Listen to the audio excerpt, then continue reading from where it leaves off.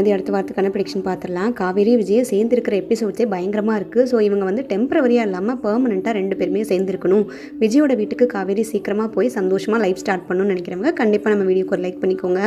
காவேரி விஜயும் நல்லா தூங்கிடுவாங்க. அசந்து போய் தூக்கத்தில் பார்த்தீங்கன்னா காவேரிக்கு பயங்கரமான கனவு வரும். அந்த கனவில் பார்த்தீங்கன்னா விஜய்க்கும் வந்து அம்மா போட்டுரும். உடனே காவேரி சடனாக முழிச்சிருவாங்க. முழிச்சதுமே வந்துட்டு விஜய் என்னாச்சு காவேரி, ஏன் இப்படி திடீர்னு பயந்து போய் எழுந்தா, என்ன ஆச்சு அப்படின்னு மாதிரி சொல்ல, என்னங்க நல்லா இருக்கீங்களா, உங்களுக்கும் அம்மா போட்டுருச்சா, உங்கள் ஃபேஸ் எல்லாம் ஒரு மாதிரி பிம்பிள்ஸ் அந்த மாதிரி இருக்கே அப்படின்ற மாதிரி கேட்க, என்னடி கனவு பார்த்தியா, அதெல்லாம் ஒன்றும் கிடையாது காவேரி, அப்படியெல்லாம் ஒன்றும் ஸ்ப்ரெட் ஆயிடாது, நீ எதுக்கும் பயப்படாத. இல்லைங்க, காலையில் தான் அத்தை சொல்லிக்கிட்டு இருந்தாங்க, இந்த மாதிரி வந்து அம்மா போட்டவங்க பக்கத்தில் இருந்தால் எல்லாத்துக்குமே சேர்ந்து ஸ்ப்ரெட் ஆகும், அதனால தானே கங்காக்காவையும் என் பக்கத்துலேயே விடாமல் அவங்க தனியாக வந்துட்டு இழுத்துட்டு போயிட்டுருக்காங்க, யாருமே என் பக்கத்துலேயே வரமாட்டேங்கிறாங்க, பட் நீங்கள் என் பக்கத்துலேயே இவ்வளோ க்ளோஸாக படுத்துருக்கீங்க, நான் சாப்பிட்றதெல்லாம் வாங்கி சாப்பிட்றீங்க, கண்டிப்பாக உங்களுக்கு ஸ்ப்ரெட் ஆயிரும்னு தோணுது விஜய், நீங்கள் எதுக்கும் கேர்ஃபுல்லாகவே இருங்க, கண்ட்ரோலாகவே இருங்க, என்கிட்டருந்து கொஞ்சம் டிஸ்டன்ஸ் மெயின்டைன் பண்ணிடுங்க அப்படின்ற மாதிரி சொல்ல, அடிப்பாவி லூஸு மாதிரி பேசாதடி, அப்படிலாம் எதுவும் கிடையாது, அப்படியே வந்துட்டு எனக்கு அம்மா போட்டாலும் பரவாயில்ல, என்ன ஆனாலும் பரவாயில்ல, உன்னை விட்டு தனியாகவும் போக மாட்டேன், உங்ககிட்டருந்து டிஸ்டன்ஸையும் மெயின்டைன் பண்ண மாட்டேன், இந்த ஒரு நாளுக்காகவும் இந்த ஒரு ஆப்பர்ச்சுனிட்டிக்காகவும் நான் எவ்வளோ நாள் வந்துட்டு வெயிட் பண்ணிகிட்டு இருந்தேன், நம்ம 2 பேரும் சேர்ந்துருந்து எவ்வளோ நாள் ஆச்சு, கடைசியாக வந்துட்டு நம்ம கெஸ்ட் ஹவுஸில் போய் இருந்தோம், ஹால் போடுறோம் அது இதுன்னு போய் சொல்லிக்கிட்டு, ஏண்டி லவ்வர்ஸ் கூட வந்துட்டு இப்படி போய் சொல்லிட்டு புருஷன் முன்னாடி தனியாக இருக்கிற மாதிரி இருக்க மாட்டாங்க,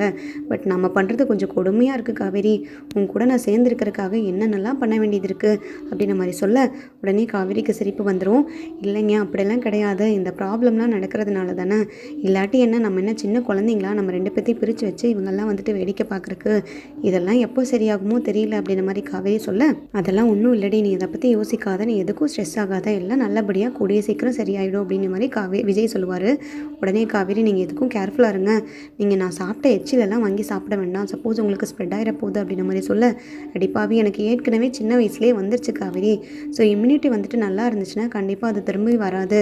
சாப்பிட்றதுனாலையோ சாப்பாட்டு மூலியமா எச்சில் மூலியமாலாம் அது பரவுறது கிடையாது, அது ஒரு விதமான வைரஸ் மூலிமா பரவுறது தான், உனக்கு சின்ன வயசில் வந்ததே இல்லையா அப்படின்ற மாதிரி விஜய் காவேரிகிட்ட கேட்க, இல்லைங்க எனக்கு விவரம் தெரிஞ்சு எனக்கு அம்மா போட்ட மாதிரி ஞாபகமே இல்லை, எனக்கு இப்போ தாங்க இதெல்லாம் வருது, யூனோ சம்திங், எனக்கு பிம்பிள்ஸ் கூட வந்ததில்லை தெரியுமா, என் ஃபேஸ் எல்லாம் பாருங்கள் எவ்வளோ கிளியராக இருக்கும் அப்படின்ற மாதிரி சொல்ல,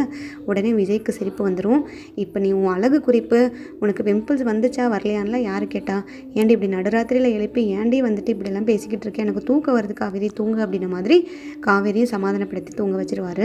அடுத்த நாள் பார்த்தீங்கன்னா எல்லோரும் ஃப்ரெஷ்ஷாக எழுந்திரிப்பாங்க. காவேரிக்கு ஆஸ் யூஷுவல் வந்து அவங்க அம்மா காஃபி டீ எல்லாம் கொண்டு வந்து கொடுப்பாங்க. ஆஸ் யூஷுவல் கதவுக்கு பின்னாடி போய் விஜய் ஒளிஞ்சிக்கிட்டு சேட்டப் பண்ணிக்கிட்டு இருப்பார். அவங்க அம்மா ஒரு வழியாக கிளம்பிடுவாங்க. எப்போ பார்த்தாலும் நீ என்னை துரத்துறதுலேயே குறியாக இருக்க, என்னன்னே தெரியல, உன் பேச்சும் வித்தியாசமாக இருக்குது, உன் நடவடிக்கையும் வித்தியாசமாக இருக்குது, ஏன் இப்படி பண்ணுறேன்னு புரியல காவேரி, சரி ஏதோ அம்மா போட்டதுனால கொஞ்சம் பித்து பிடிச்ச மாதிரி இருக்க போல இருக்குது, அம்மா இறங்கிட்டா எல்லாம் சரியாயிடும், கோயிலுக்கு போயிட்டு வந்துடலாம் அப்படின்ற மாதிரி சொல்ல, அவங்க அம்மா போனதுமே 2 பேரும் காஃபி டீ 2 பேரும் குடிப்பாங்க. அதுக்கப்புறம் வந்துட்டு டிஃபனும் வந்ததுக்கப்புறம் விஜய் வந்து காவேரிக்கு ஊட்டி விடுவாங்க. ஏங்க இப்படி குழந்தை மாதிரி ட்ரீட் பண்ணீங்க, நான் என்ன குழந்தையா என்ன அப்படின்ற மாதிரி கேட்க, பின்ன நீ எனக்கு குழந்தை தாண்டி, அந்த போக உன் வயிற்றுலையே ஒரு குழந்தை வளருதுன்னா நான் உன்னை குழந்தை மாதிரி தானே கவனிச்சுக்கணும், எனக்கு இப்போ 2 குழந்தைங்க இருக்கீங்க, ஏன் காவேரி நீ எப்போயாவது யோசிச்சிருக்கியா, எல்லாரும் கங்கா மேலேயே ஃபோக்கஸ்டாக இருக்காங்க, எல்லாருமே உங்கள் அக்காவையே கேர் பண்ணிக்கிறாங்க,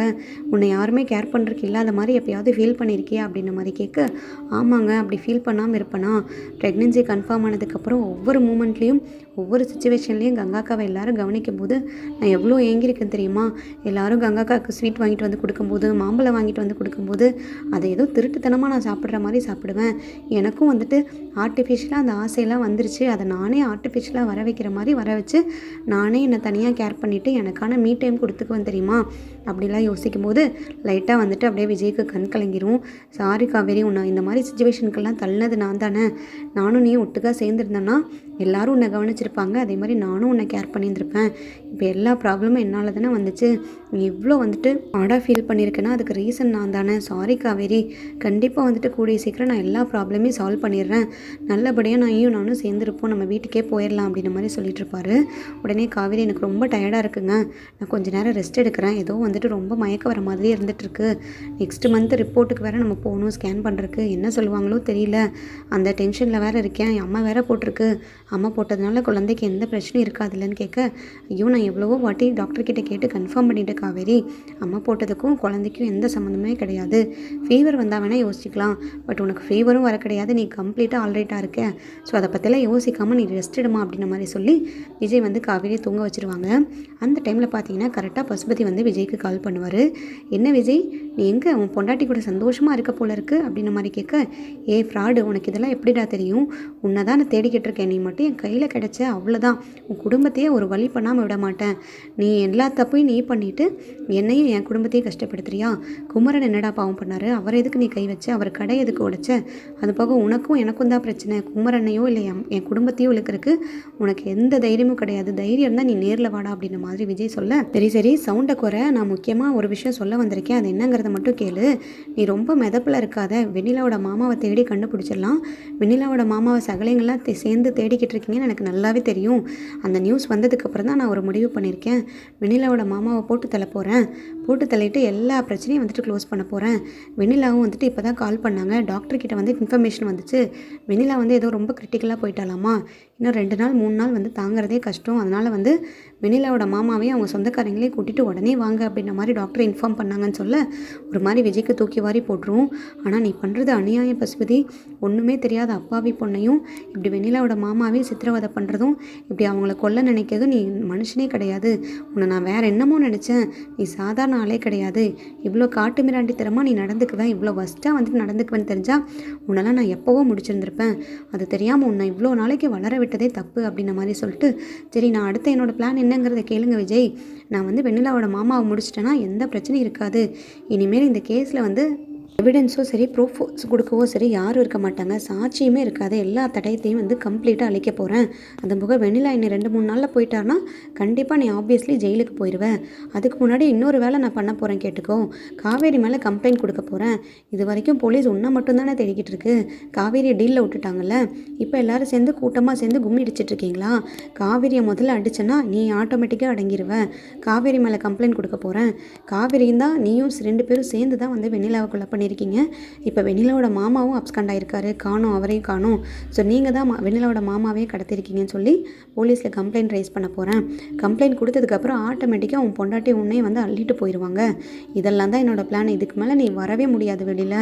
என்னை பழி வாங்கணுனோ இல்லை வந்து என் மேலே ஏதாவது ட்விஸ்ட் பண்ணி என்னை ஜெயிக்கணும்னு நினைக்கவே நினைக்காத, இனி உனக்கும் காவேரிக்கும் வாழ்க்கை முழுக்க நரகம் மட்டும்தான், நீங்கள் சந்தோஷத்தையே பார்க்க முடியாது, நான் வைக்கிறேன்னு சொல்லிட்டு வச்சுருவார். உடனே மடன் வந்து காவேரி கிட்ட வந்து நடந்த உண்மையெல்லாம் சொல்லுவார். விஜய், அவன் ஒரு ஃப்ராடு, அவன் சொல்கிறதெல்லாம் நீங்கள் நம்பிட்டு இருக்காதீங்க, அப்படிலாம் எதுவும் இருக்காது அப்படின்ற மாதிரி சொல்ல, காவேரி இல்லை காவேரி, நம்ம எதையுமே வந்து சீரியஸாக தான் எடுத்துக்கணும், இந்த மாதிரி சுச்சுவேஷனில் எது வேணும்னாலும் நடக்கும், இப்போ நான் வேறு இங்கே இருக்கேன், இந்த மாதிரி சுச்சுவேஷனில் சப்போஸ் வந்து உன்னை போலீஸ் தேடிச்சுன்னா நான் அரெஸ்ட் பண்ணிட்டு போயிடுவாங்க, வயிற்றில் பாப்பா வேறு இருக்குது, இதெல்லாம் உனக்கு புரியுதா புரியலையா காவேரி, தயவு செய்து நான் சொல்கிறது கேளு, இப்போவே போய் அம்மாட்ட அக்காட்ட குமரன்கிட்ட எல்லாருக்கிட்டையும் சொல்லு, நான் எங்கள் வீட்டுக்கே நான் ஃபஸ்ட்டு கூட்டிகிட்டு போகிறேன், ஒன்று எங்கள் வீட்டுக்கு கூட்டிகிட்டு போகிறேன், இல்லைனா கெஸ்ட் ஹவுஸ் கூட்டிகிட்டு போய் உங்களெல்லாம் அங்கே ஸ்டே பண்ண வைக்கிறேன், எந்த நேரம் வேணுனாலும் போலீஸ் இங்கே வருவாங்க, பசுபதியே சொல்கிறான் உன் மேலே வந்து கம்ப்ளைண்ட் கொடுக்க போகிறான்னு, வெண்ணிலாவோட மாமாவை இப்போதைக்கு நம்மளால் கண்டுபிடிக்க முடியாது, வெண்ணிலாவோட கிரிட்டிக்கலாக இருக்காளாமா, வெண்ணிலாவோட சுச்சுவேஷனும் சரியில்லை, எப்போ வேணுனாலும் எது வேணுனாலும் நடக்கும், முதல்ல வந்து உன் அம்மாவை சமாதானப்படுத்தி தயவு செய்து எங்கள் வீட்டுக்கு கூட்டிகிட்டு வா, இல்லாட்டி நானே பேசுகிறேன் அப்படின்ற மாதிரி சொல்ல, இல்லைங்க என்ன வேண்டாம் நானே பேசுகிறேன் அப்படின்ற மாதிரி காவேரி போய் முதல்ல குமரன் கிட்ட எல்லாத்தையும் சொல்லுவார். மாமா இந்த மாதிரிலாம் நடந்துட்டுருக்கு, போலீஸ் என்னை தேடி வராங்களாம்மா, நம்ம முதல்ல வந்து இந்த இடத்துலேருந்து காலி பண்ணணும், நான் மட்டும் கிடையாது, அம்மா அக்கா யார் இருக்கிறதும் இங்கே சேஃப் கிடையாது, நான் இல்லைங்கிறதுக்காக அவங்களையும் கூட கூட்டிகிட்டு போனாலும் செய்வாங்க,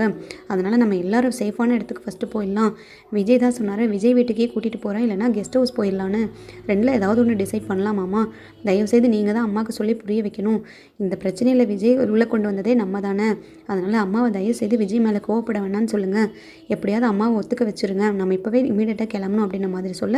குமரனும் போய் சாரதா கிட்ட எல்லாம் உண்மையை சொல்லி ஒத்துக்க வச்சுருவார். சாரதாவுக்கும் ஒரு அண்டர்ஸ்டாண்டிங் வந்துடுவாங்க. ஆமாம், பசுபதிக்கும் நம்மளுக்கும் தான் பிரச்சனை, நம்ம குடும்பத்துக்கும் அவனுக்கும் இருக்கிற பிரச்சனையில் விஜய் தேவையில்லாமல் சம்மந்தப்படுத்தி இந்தளவுக்கு காயப்படுத்திட்டு இருக்கான், நம்ம விஜய் சொல்கிற மாதிரி காவேரி சொல்கிற மாதிரி இப்போதைக்கு போய் நம்ம அங்கேயே இருப்போம், கங்காவையோ இல்லை காவேரியோ வந்து அரெஸ்ட் பண்ணிட்டு போனால் இதுக்கு மேலே நம்ம ஊருக்குள்ளே தலை காட்டவும் முடியாது, இதை விட பெரிய அவமானம் எதுவுமே கிடையாது, நம்ம உடனே கிளம்பலாம் தம்பி அப்படின்ற மாதிரி குமரன்கிட்டையும் சொல்ல, குமரன் போய் கங்கா கிட்டேயும் காவேரி கிட்டேயும் சொல்லிடுவாங்க இந்த மாதிரி நம்ம விஜய் வீட்டுக்கு கிளம்பலான்னு. அப்போ தான் தெரியும் காவேரி சொல்லுவாங்க, விஜய் இங்கே தான் இருக்காரு, நம்மளை நம்மளை கூட்டிகிட்டு போகிறக்காக இங்கே வந்தார் அப்படின்ற மாதிரி சொல்லி சமாளித்து விஜய் கூட வந்து எல்லோரும் கிளம்பி அவங்க வீட்டுக்கு போயிடுவாங்க. அந்த டைமில் பார்த்திங்கன்னா தாத்தா பாட்டிக்கிட்டேயும் வந்து இவர் நடந்த விஷயத்தெல்லாம் சொல்லி காவேரி ஃபேமிலியிலேருந்து எல்லோரும் அங்கே தான் வந்துட்டுருக்காங்க, எல்லோரும் ரெடி பண்ணுங்கள் தாத்தா அப்படின்ற மாதிரி சொல்ல உடனே தாத்தாவும் சரின்னு சொல்லிட்டு அங்கே எல்லா அரேஞ்ச்மெண்ட்ஸும் பண்ண ஆரம்பிச்சிருவார்.